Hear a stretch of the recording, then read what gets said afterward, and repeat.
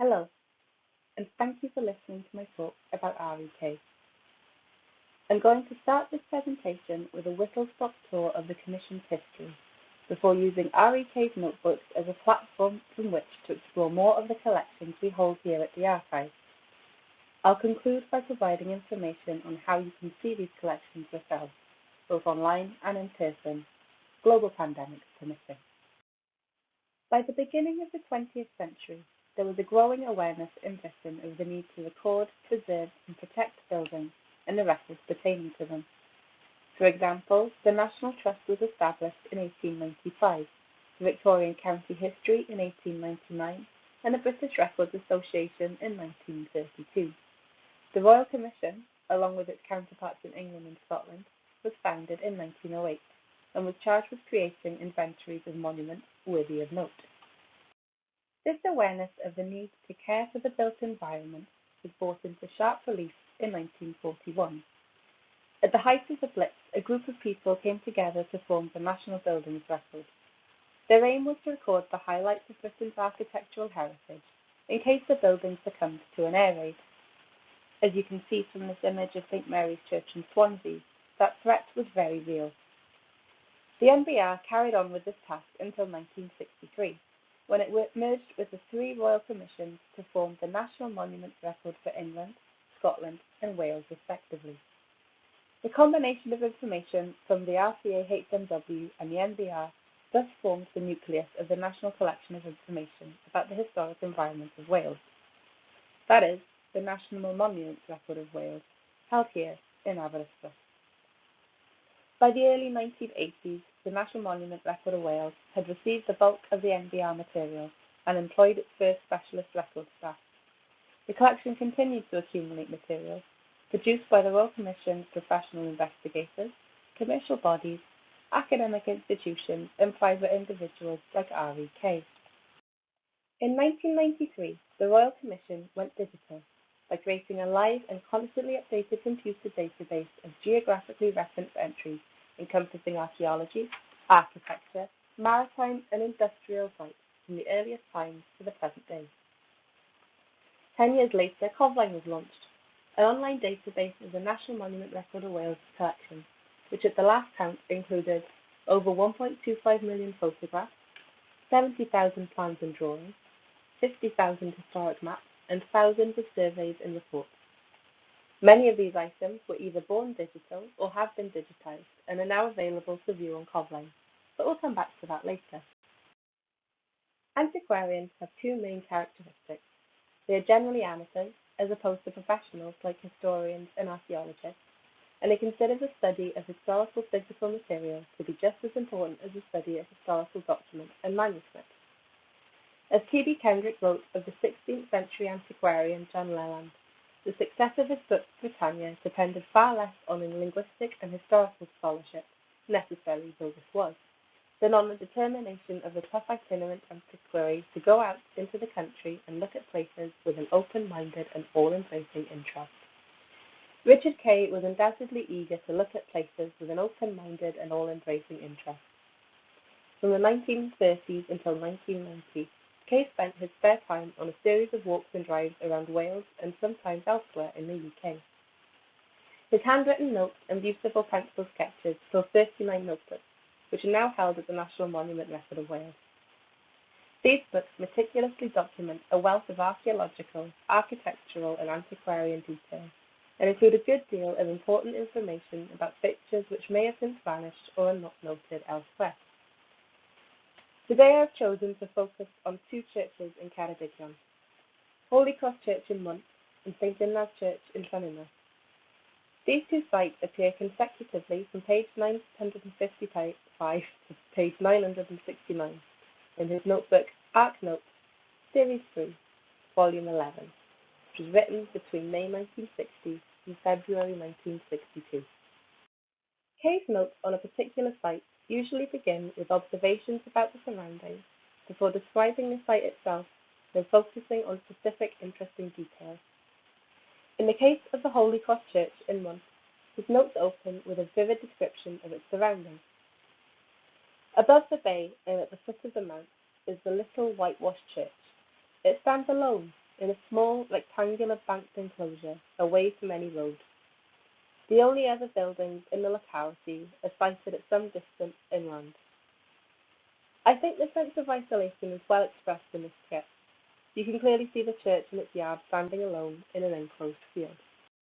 You can also see how isolated the church is in this oblique aerial photograph taken by Toby Driver, the aerial surveyor at the Royal Commission. All the collections in the National Monument Record of Wales are either arranged by site or can be cross-referenced according to site, so it's straightforward to see and compare images such as these. This is particularly useful when researching how a site has changed over time. Although I think you'll agree, the Church of the Holy Cross looks quite timeless in both the sketch by Kay and the photo by Driver. Mind you, camera angles can deceive. In this photo, the sense of timelessness and peacefulness is somewhat affected by the clearly visible nearby car park. Kay doesn't mention the car park in his notebook. Perhaps it was not there when he visited in the early 1960s, an idea strengthened by the fact he says the church was situated away from any road. Like many timeless buildings, it is hard to know exactly when Holy Cross Church was built. Kay mourns the lack of information available in local history records, noting that one can only strike a balance twixt tradition and personal opinion.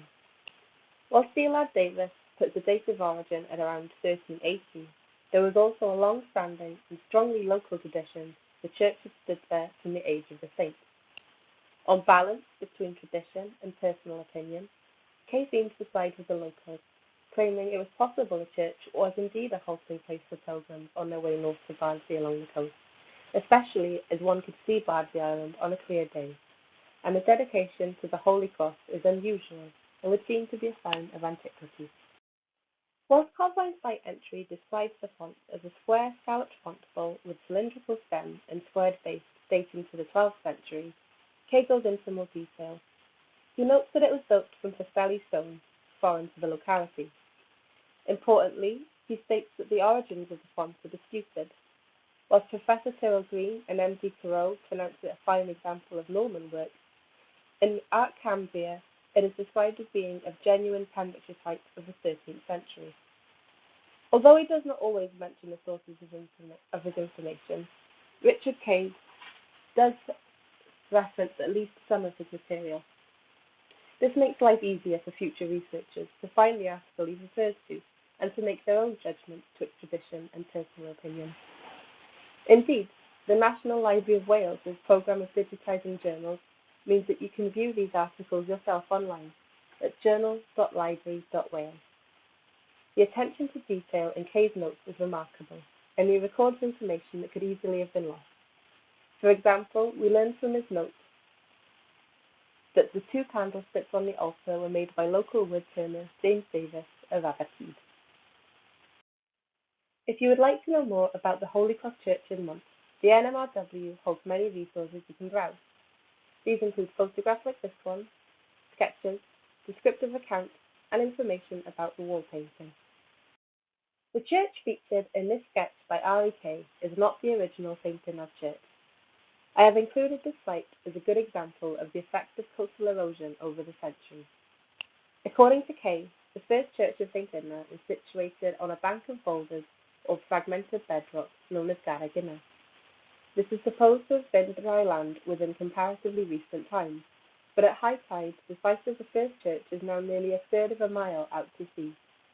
The original church on Darganfyddwch was destroyed in the 17th century by, in Kay's rather wonderful words, the moods of the sea. Another church was built. Madoc, the historian of Cardiganshire, said it was newly erected when he saw it in 1790. But alas, this too was positioned too near to Cardigan Bay, and after an existence of 50 years or so, gave way to the present structure. Kay was doubtful about the future of the present St. Inna's Church too. Writing in the early 1960s, he noted that the church stands some 20 feet above and less than 30 yards from the beach, which is eroded by every tide. The encroachment of the sea upon the land a short distance to the east of Llanynna Point has recently been at the alarming rate of 2 yards per annum.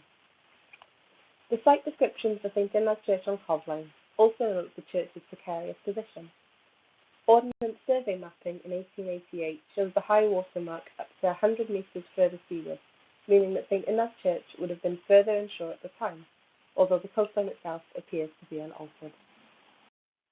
The present church was built in around 1840, and this photograph by RCAHMW, another prolific recorder of the built environment of Wales, shows that the sea is not very far away in the background. The photograph was taken about 6 years after Kay created his sketch, and you can see the similarities right down to the location of the gravestones. Sater's photograph beautifully picks out the great grove of windswept sycamore trees Kay mentioned, in addition to the attractive castellated open belfry. The lich gate at St Inna's is of particular interest, and I've put these two images side by side to highlight the noticeable differences between them. This is a good example of the information found on Covline supplementing the notes provided by Kay. He writes, "The churchyard adjoining is entered by a curious gateway arch with ornamental pediment in good early 19th century ironwork." Covline tells us more. It's a Grade 2 listed building, which reportedly incorporates stones from the former church building, and appears to have been substantially rebuilt or repaired in the 20th century.